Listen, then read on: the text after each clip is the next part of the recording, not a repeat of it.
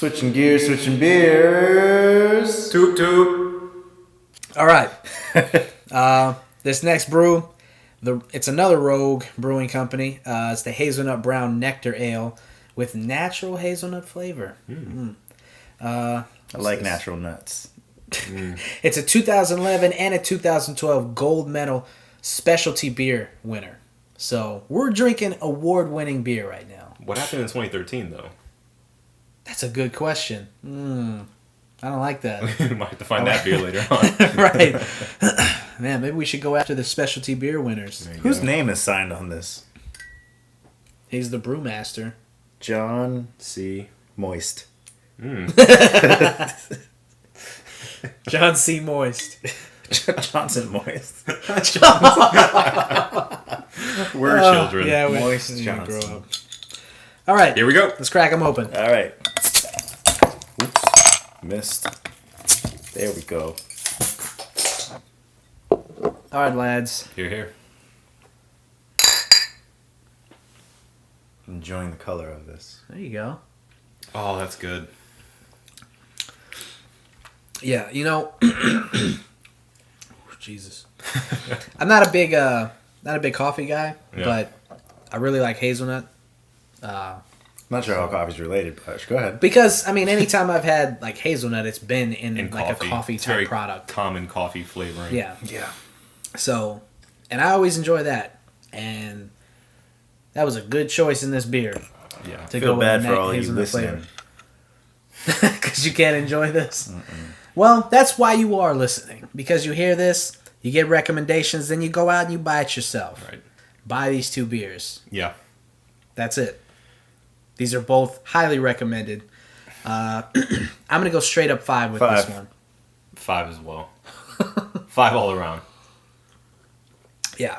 You can definitely taste the hazelnut, but again, it's not an overpowering flavor. That's what I like about both of these beers is that they're very drinkable. Very drinkable beers, not overpowering in the taste, but still enough flavor for you to get that, this tastes like hazelnut. And see, that was the problem with the Blue Moon was I was about to bring that up. It didn't go too far. It didn't go far enough with the flavor. No pumpkin. No pumpkin. Nope. It's very, very, very subtle. Let's not talk about those times. Okay, those are bad times. Let's talk about another rogue. Let's talk about Steam. Okay. Steam from Valve, the PC gaming client. Recently in news, Australia has filed a lawsuit. Everybody the whole in continent everybody of Australia. In continent, it's just a country, Marco. Don't be stupid. Yeah, the whole. It's an island. All right, the whole island, sure. Anyway, the continent of Australia. Yes. Has filed a lawsuit against Steam, pretty much because Steam is selling broken games that aren't completed, and they are making it almost impossible to get a refund for them. So once you buy a game on Steam, that's it. America has something, or I should say North America or USA has a what's it called, consumer something clause that pretty much you are pretty much on your own when it comes to researching a product that you buy, and it's on you if you buy something that sucks. That's on you. Yep. But Australia is saying it. That makes complete sense. But Australia doesn't have anything like that. Australia is pretty much their point is you shouldn't be selling broken games in the first place. But at the same time, there's early release games that pretty much are in beta and alpha, or even pre-alpha when they're released. So it's like they're early release, but it's Are they, when they say broken, are they referring to the beta games? yes and no. There was a game in particular, I forgot what it was called. Anyway, so this all started with developers taking down a early release game in anticipation of them actually switching over an engine. And what happened was that the engine this was over like a month ago. They're still swapping that engine over pretty much because it was completely broken when it was released. Okay. And so I can understand a game coming out and being an early release and being in beta or an alpha, but it needs to at least be like a bare bones working mechanic kind of game. Playable. This game was completely broken. Right. So they went, all right, this sucks on the Unity engine. Let's go ahead and switch it over to an Unreal engine. And once they did that, they just stopped talking to the community. So everybody that put in money for the Kickstart, that bought the early release, they're getting no sort of communication from these developers that they've already invested in. So it's like they put out a half-assed product and then they just went, we'll get to it eventually. I don't want to do this anymore. Right. So that's what Australia is trying to not do. But the thing is, like, Steam's not just gonna go ahead and just change their entire policy for the entire world. The problem comes just specifically just saying, all right, Australian users get this special privilege of refunds. Right. Yeah. But I don't think it's far-fetched to go, all right, well, you buy a game, you have X amount of time to decide if it's broken for your computer or not. Yeah, I think that's a really good way of going about it. Especially since they're asking people to play games that are just bare bones, have almost nothing to them. If you're not feeling it, you should get that time limit to say, look, I don't care how good this is gonna be, I don't want it. Right, and especially everything moving towards digital downloads and removing a physical medium. Yeah. There needs to be something in place for refunds, and Steam is the front runner on digital downloads. Oh, so yeah. They definitely need to step up and set that example. Yeah. This I think this is a good what do they call it? A waterboard moment? Watershed. We're moment. not torturing people. But Yeah. Yeah, that would be bad. There's a watershed moment for Steam to kind of to step up and show what, their true colors, basically, like how they're going to handle a situation like this. Because Steam is still something that's They're a tiny company. right, and it's new and it's exciting for gamers, and it's something that like people are really getting into. This is a moment for them to really say, like, we're going to look out for people. We're not here for the back end, just the money. We're really looking out for gamers. That's why we give you early access to games. That's why we make them dirt cheap, because we care about the gamer. This is a good moment for them to step up and go after those developers and say, hey, look, you need to do right by the people who gave you money for this. Like, this is a good moment for Steam to step up. Right. But is that Steam's responsibility? I think so. They are the ones. It's their client. They're the ones. Yeah. They're putting their games on their client, on their system. Steam is making money from this. Right. Mm-hmm. So I don't think it's it's out of bounds to go, all right, well, Steam needs some sort of quality assurance behind the games that they put up, regardless if they're early release or not. Yeah. My only fear in that is that you'll see a lot of these truly indie developers not be able to meet their quota to finish a game without that, rough early release that eventually builds, no pun intended, steam in order to get the game done in the first place. But game developers shouldn't have an unlimited amount of time to finish a game. No, absolutely not. I mean, obviously, you're not supposed to tell them, like, hey, I like this, get it done in 3 months. Right. But don't expect to just put a game on Steam and then never touch it again. Like, Gang Beasts. Yeah. Like, there hasn't been an update for that game in forever. There has. Oh, there has? That's why it finally got on Greenlight. Oh, there you go. Well, It finally got on Steam because they take that back. They got it out of the alpha that we played. So, But it took a while. So how is it now? I haven't bought it yet, so I don't know. Ah. But it is there for purchase. I'd like to see that. We all would, David. Bad example.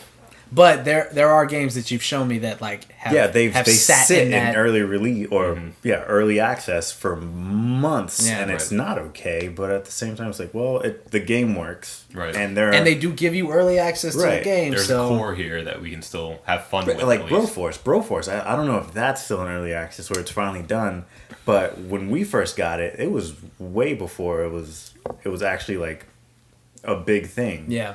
So games like that game specifically got constant updates. Mm-hmm. But see, the thing about like Broforce in particular is that it's getting updates for a game that's not technically finished. That's what bothers me. Is that are they just going to keep doing that forever? Are they never going to actually say, okay, this is the game that we want to sell to people? You know what I'm saying? I get what you're saying, but PC's the only platform that they could do that on. Yeah. They can't go, all right, well, we'll put this on PlayStation unfinished and, we'll update it every now and then. So, of course, they want to have a completely finished product where every great idea is exhausted in that product until the next one. Right. But see, like me, personally, Like, this is why I don't buy songs on iTunes, and this is why when we go and get records, I can't get singles. Because I like to have the full idea. If an artist says, this is what I want people to hear, Right. I want that full idea. Product. I want it all, and I want to know, like, this is... So, like, if I get an album that's not in the right order... Like, if there's an album on my iTunes that's out of order, it drives me fucking crazy.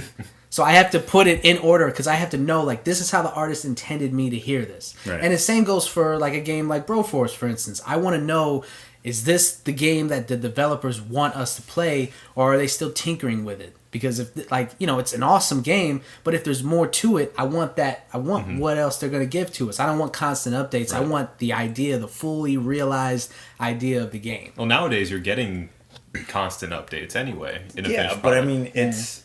I mean, you don't like seeing a game, like, That's true. evolving. Like, Rocket's got an update. Now there's, like, if you hold the rocket button down, it rapid fires for you, like a burst fire really quickly. Now there's a new map and a new map editor. So they're adding... Can you play 3 Rockets yet? Not yet. Oh. I don't know. Don't quote me on that. I'm not sure. Yeah, I haven't had a chance to add more than 2. Yeah. But I played it the other day. It's still great. Okay. I mean, games like that, it's the core mechanic that's down. Yeah. And it's awesome. And I mean, the game that you showed us the other day, the Stardust Vanguard. Pretty much, they got a basic mechanic down for it, the basic mechanics, and then they released the trailer for it. And that sent me crazy. I can imagine how everybody else went. Yeah. But that game looks awesome. That game looks perfect. Yeah. But games like that, I want to play now. Like, I don't care about any added features. If the added features come, that's cool. But that bare mechanic is more than enough for what I need to have fun with that game. That's true. And it's like those bare mechanics are what we've all needed in the least to have fun with the games that I have. Yeah, definitely. But I mean, that's enough to have fun with it, like, in a group setting. But, like, I mean, how often do you play Broforce by yourself? I don't. That's what I'm saying. Because it's not a single player game. But could it be? It are is. Are the developers... Is that in the developer's mind frame? Like, you know, we want to build this so that it can be carried by itself. No, because the mechanics of Broforce aren't meant to be played alone. But we don't know that because the game's not done. You see what I'm saying? I mean, how could they... It would need a drastic change in order for it to be... But you don't... I mean, you don't know if that's not what's in the cards for that game. Because there's never a release date. I think if there was a is, single-player though. campaign, it would have come out with the early release. But they have a definitive release date because it's coming to consoles. It is? Yeah, it's coming to consoles. It's coming This to is news to me. PlayStation 4 and Vita. I know that for sure. It's probably coming to Xbox One too. I didn't know that. But Who cares? Not you yet. PlayStation fanboy. all right, but yeah, they have a definitive end date that they're gonna have a finished product for people to buy on consoles, like you're saying. Well, I mean, and in that case, that's when you'll see a relatively finished game because, like you said, you're right. Games now are just basically unfinished games because a real game now, a real console game costs more like $120 and not $60 after you get all the DLC, all the added characters. If you want to buy premium or the season pass. ooh. Yeah. That's about $100-something sometimes. Yeah, So yeah, Battlefield. real games Battlefield now was cost that much. 60 for the game, 60 for the premium pass. That shit pisses me off, man. I cannot believe that they can charge somebody $65 for a game, and yet it's not the game. Right. It's not everything. Like, you bought a game back in the day, you got every map, and if you didn't get the maps, what'd you have to do? You Unlock 'em. unlocked them. Yeah. That's how a game is supposed to be. You Back don't in buy my it. day, we didn't have to download the damn unlockables. We unlocked them with skill, and it took time, and you enjoyed it more because of it. You just played the game more and it made more stuff happen. Oh my god. Oh, we're old. Sound fucking old, Marco. But it's that's funny, man. The golden age. It was the golden age, man, and I don't like it. I don't like where we're going. I don't like the We're fact here that already. I don't like where we're at. I don't like where we're at. It has its pros and cons. I mean, I don't see any pros to having to spending $20 more per map pack. It's not $20 more you need to spend. I don't need to spend Well, it. maybe like a game like Titanfall, which has no single player. So Right. yeah, you're kind of boned if you don't buy them. You're getting strong armed in that situation because you want to play with people online. You're going to find more people to play on those extra map packs. Right, and if you're in a party and though they have maps you don't have, you get kicked. Yeah, exactly. So in those situations, definitely. Yeah, I'll ask you later. Yeah, that's and that's like you said, you get strong armed in that situation. What else are you supposed to do? You want to enjoy a game like that, you have to spend more money. Yeah. I mean, I think that the pro side of that is that it's supposed to be the thing that makes the game last longer for you. You know, you Right. spend $60. That's what it's supposed to be. Right. But let me flip that on you. I bought Battlefield 4 way after it came out. Yeah. Way after the DLC came out. Yeah. Do you know how hard it was to find a game to join I'm without sure. without the season pass? I'm sure, It was yeah. almost impossible.